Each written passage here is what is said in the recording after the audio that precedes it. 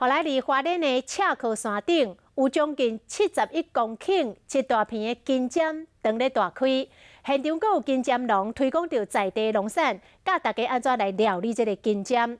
啊，讲今年的花较慢开，花季的延长到10月。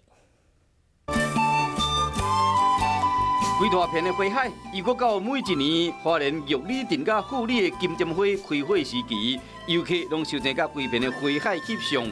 这片花海目前才开5成尔，估计愈来愈闹热。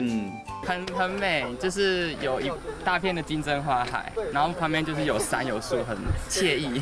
这是花莲的赤科山，伫海拔700公尺的山顶，今年有71公顷的大片花海，和游客欣赏美丽金针花。在地农友嘛，积极推广金针餐甲相关的食品，不管是金针泡面，还是金针花茶，拢总有。 那因为天气的关系，所以今年的花是有比往年大概慢了半个月左右。 虽然今年花开了较晚，不过嘛好花季延长。像赤科农场目前大概开差不多5成的花，估计花季会使持续到9月底。花莲富里更加估计到10月份，还有金针花，和游客伫秋天加一位游览佚佗的好选择。